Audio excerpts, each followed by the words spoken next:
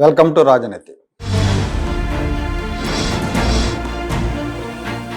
ఆంధ్రప్రదేశ్కు ఏదైనా మంచి జరుగుతుంది అంటే వైఎస్ఆర్ కాంగ్రెస్ పార్టీ వాళ్ళ ఒంటి మీద తేళ్లు జెర్లు పాకుతున్నట్టుగా ఉంటుంది. ఏపీ బాగుపడటం జగన్ గ్యాంగ్కి ఇష్టం లేనట్టుగా వాళ్ళ ప్రకటనలు వాళ్ళ ప్రచారాలు ఉంటాయి. అప్పటికే ఇప్పటికీ వాళ్ళు ఏం మారలా. అప్పట్లో ఆంధ్రప్రదేశ్ కియా వస్తే అదొక దివాళా కంపెనీ, కొరియాలో దివాళా తీసింది, దాన్ని తీసుకొచ్చి ఏదో పెద్ద గ్రేట్ అచీవ్మెంట్ అని చెప్పి చంద్రబాబు చెప్తున్నారని వైసీపీ నేతలు విమర్శించారు. అలా విమర్శించిన వాళ్ళు విజయసాయిరెడ్డి గారు కూడా ఉన్నారు. అలాగే ఇప్పుడు విశాఖపట్నానికి డేటా సెంటర్లు వస్తుంటే డేటా సెంటర్లతో ఉద్యోగాలు రావని, కరెంట్ ఎక్కువ వాడతారు, నీళ్లు అపరిమితంగా అవసరం అవుతాయని దుష్ప్రచారం చేశారు. ఐటీ కంపెనీలకు, విశాఖపట్నంలో ఐటీ కంపెనీలకు భూములు ఇవ్వటాన్ని కూడా వీళ్ళు విమర్శిస్తున్నారు. చాలా తక్కువ ధరకి ఐటీ కంపెనీలకు విలువైన భూములు కట్టబెడుతున్నారని విమర్శిస్తున్నారు. తద్వారా వచ్చే ఉద్యోగాలను వీళ్ళు పట్టించుకోవట్లా, వీళ్ళకి అవసరం లేదు. అలాగే అమరావతి నిర్మాణాన్ని, రాజధాని అమరావతి నిర్మాణాన్ని వ్యతిరేకిస్తారు వీళ్ళు. అమరావతి మీద జగన్మోహన్ రెడ్డి స్టాండ్ మారలేదు అని మొన్న ఆ మధ్య ఆయన మాట్లాడిన మాటలే రుజువు దానికి. ఇప్పుడు ఆంధ్రప్రదేశ్కి బిల్ గేట్స్ వచ్చారు. ఆయన మైక్రోసాఫ్ట్ అధినేత హోదాలో రాలా, మెలిందా బిల్ గేట్స్ ఫౌండేషన్ తరపున వచ్చాడు. ఆయన రాక మీద వైసీపీ బ్యాచ్ అరాచకమైన దాడి చేసింది. అంతర్జాతీయంగా సంచలనం సృష్టించిన ఎప్స్టీన్ ఫైల్స్లో బిల్ గేట్స్ పేరుందని, అలాంటి వాడిని ఆహ్వానిస్తారా అని విమర్శలు చేస్తూ ఉన్నారు. సోషల్ మీడియాలో అయితే ఇంకా దారుణంగా తిట్టారు. పనిలో పనిగా చంద్రబాబు నాయుడు గారిని కూడా తిట్టారు. వైఎస్ఆర్ కాంగ్రెస్ పార్టీ నాయకులు అయితే చాలా నేలబారు విమర్శలు చేశారు. ఆయనకు పెట్టిన సమోసాల ఖర్చులు, టీ ఖర్చులు, హోటల్ ఖర్చులు లెక్క చెప్పాలని డిమాండ్ చేశారు. అంటే వీళ్ళ స్థాయి అది. వీళ్ళు ఎంతసేపు సమోసాలు, టీలు, ఖర్చులు వీటి గురించే మాట్లాడతారు. వీళ్ళు ఇండస్ట్రీలు అంటే వీళ్ళ నాయకుడు చేపల మార్ట్లు, ఫిష్ మార్ట్లున్నో చికెన్ కొట్లు అని చెప్పాడు చూడండి, అలా ఉంటుందన్నమాట వీళ్ళ స్థాయి, వీళ్ళ ఆలోచన విధానం. చాలా చీప్ మనుషులు, చీప్ విమర్శలు. ఈ రోజు బిల్ గేట్స్ కి పెట్టిన టీ ఖర్చుల వివరాలు రేపు ప్రకటించాలి. బిల్ గేట్స్ కి పెట్టిన సమోసాల ఖర్చు రేపు ప్రకటించాలి. బిల్ గేట్స్ కోసం పెట్టిన స్నాక్స్, భోజనాల ఖర్చులు, మీరు తైతక్కలాడడానికి చేసిన కార్పొరేట్ ఖర్చులు, ఆ వివరాలన్నీ కూడా రేపు ప్రజలకు వివరించి చెప్పాలి. ఆ బిల్ గేట్స్ ని రాజధాని ప్రాంతంలో తిప్పడం ద్వారా నా రాష్ట్ర ప్రయోజనాలకు ఏం సమకూర్చి పెట్టారో, ఏం అనుకూర్చి పెట్టారో వివరాలు చెప్పమని అడుగుతున్నాం. ఎందుకు రావాలి బిల్ గేట్స్? ఇప్పుడు ఏ పని మీద వచ్చాడు? ఆయన వచ్చిన ద్వారా ఈ రాష్ట్రానికి జరుగుతున్న మేళ్లేమిటి? ఏం ప్రాజెక్ట్ వచ్చింది? ఏం టెక్నాలజీని తీసుకొచ్చాడు ఆయన? ఆ టెక్నాలజీ ద్వారా ఈ ఆంధ్ర రాష్ట్ర ప్రజలకు ఏ మేలు జరుగుతుందో దయచేసి సవివరంగా చెప్పమని అడుగుతున్నాం. చూశారుగా, ఒక అంతర్జాతీయ ప్రముఖుడు మన రాష్ట్రానికి వస్తే ఆయన మీద విమర్శలు ఉండొచ్చు, ఎప్స్టీన్ ఫైల్స్లో ఉండొచ్చు, లేదా భార్యకు విడాకులు ఇవ్వచ్చు. కానీ అతను ఒక అంతర్జాతీయ ప్రముఖుడు. అతను ఈ రాష్ట్రానికి ఏదో హెల్ప్ చేయడానికి వచ్చాడు. నేలబార్లు విమర్శలు చేయటం అనేది వీళ్ళ స్థాయి, వీళ్ళ నాయకుడి స్థాయిని తెలియజేస్తూ ఉంది.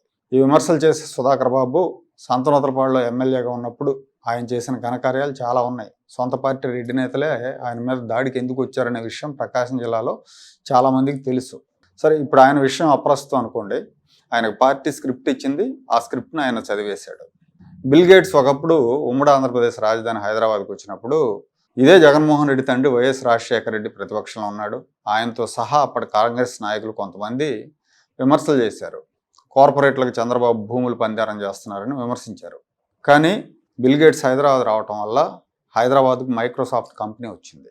ప్రపంచంలో అమెరికా బయట, ఆ రోజుల్లో అమెరికా బయట తొలి క్యాంపస్ మైక్రోసాఫ్ట్ కంపెనీ హైదరాబాద్లో ఏర్పాటు చేసింది. అప్పట్లో అది ఒక సంచలనం. ఆ తర్వాత హైదరాబాద్ ముఖచిత్రం మారిపోయింది. ఐటీ ఎగుమతుల్లో, ఉద్యోగాల్లో బెంగళూరుది ప్రథమ స్థానం అయితే హైదరాబాద్ది రెండో స్థానం. కాలక్రమంలో ఆ విమర్శలు చేసిన నోళ్లు మూతపడ్డాయి. ఇప్పుడు వాళ్ళు ఏమంటున్నారు తెలుసా? అప్పుడు విమర్శించిన వాళ్ళు ఐటీ ఖ్యాతి అసలు చంద్రబాబుది కాదు, నేదురుమల్లి జనార్దన్ రెడ్డిదని వాదనలు చేస్తున్నారు. ఆయన ఎప్పుడో సైబర్ టవర్స్కో లేకపోతే ఏదో ఎస్టీపీలకు ఏదో శంకుస్థాపన చేశాడు అని దాన్ని చెప్తున్నారు, దాన్ని రుజువుగా చూపిస్తున్నారు. ఇప్పుడు కూడా బిల్ గేట్స్ ఆంధ్రప్రదేశ్ ఊరికే రాలేదు. ఏపీలో అభివృద్ధి నమూనాలను అధ్యయనం చేయటం, డిజిటల్ గవర్నెన్స్, ఆరోగ్యం, వ్యవసాయ రంగాల్లో ఫౌండేషన్ ద్వారా సహకారం అందించే దిశగా పరిశీలన చేయడానికి వచ్చారు. ప్రభుత్వ సేవల డిజిటలైజేషన్, ప్రజాసేవల పారదర్శకత, డిజిటల్ హెల్త్ రికార్డులు, గ్రామీణ ఆరోగ్య సేవలు మెరుగుపరచడం, పోషకాహార పర్యవేక్షణ, రైతులకు డేటా ఆధారిత సూచనలు, ప్రభుత్వ పాఠశాలల్లో డిజిటల్ లెర్నింగ్ ప్లాట్ఫామ్స్ ఏర్పాటు చేయటం వంటి కార్యక్రమాలు మెలిండా గేట్స్ ఫౌండేషన్ చేపడుతుంది. ఈ ఫౌండేషన్ ద్వారా దేశానికి ప్రతి సంవత్సరం 1000 కోట్ల రూపాయల మేర సాయం అందుతోంది. ఒక్క వైద్య ఆరోగ్యానికి సంబంధించిన ప్రాజెక్టులకే వీళ్ళు 8,000 కోట్లు కేటాయించారు మన దేశానికి. గత 20 ఏళ్లలో భారతదేశానికి బిల్ గేట్స్ ఫౌండేషన్ ద్వారా $1 బిలియన్ మేర సహాయం అందింది. భారత్లో వ్యాక్సిన్ తయారీ సంస్థలతో ఒప్పందాలు కుదుర్చుకొని తక్కువ ధరలకు టీకాలు అందించే కార్యక్రమంలో వీళ్ళు భాగస్వాములుగా ఉన్నారు. బిల్ గేట్స్ ఇప్పటి వరకు ఈ గేట్స్ ఫౌండేషన్కి 5 లక్షల కోట్లు డొనేట్ చేశాడు. తన ఆస్తిలో 90% పైగా ఈ ఫౌండేషన్కి ఇచ్చేశారు. ఈ ఫౌండేషన్ ప్రపంచవ్యాప్తంగా సేవలు అందిస్తూ ఉంది. ఇప్పుడు ఆయన వ్యాపారవేత్తగానో పెట్టుబడిదారుడుగానో రాలేదు, ఒక సమాజ సేవకుడుగా వచ్చాడు. గతంలో బిల్ గేట్స్ వచ్చినప్పుడు మైక్రోసాఫ్ట్ కంపెనీ హైదరాబాద్కి వచ్చింది. కానీ ఈసారి రాష్ట్ర వ్యాప్తంగా, ఆంధ్రప్రదేశ్ రాష్ట్ర వ్యాప్తంగా ఆరోగ్య సేవలు, విద్యాపరమైన, వ్యవసాయపరమైన సేవలు అందించడానికి వచ్చారు. సహాయం చేయడానికి వచ్చిన వాళ్ళని కూడా తిట్టడం, దారుణంగా కామెంట్లు చేయడం అనేది వైసీపీకే చెల్లింది.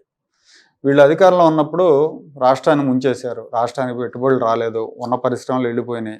కూటమి అధికారంలోకి వచ్చిన తర్వాత చంద్రబాబు హయాంలో ఎంతో కొంత పెట్టుబడులు, డెవలప్మెంట్ జరుగుతూ ఉంటే దాన్ని వీళ్ళు ఓర్చుకోలేకపోతున్నారు. ఇది సరైన రాజకీయం కాదు.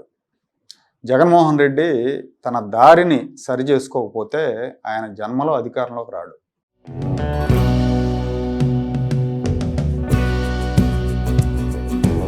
Like, share and subscribe to Rajaniti channel.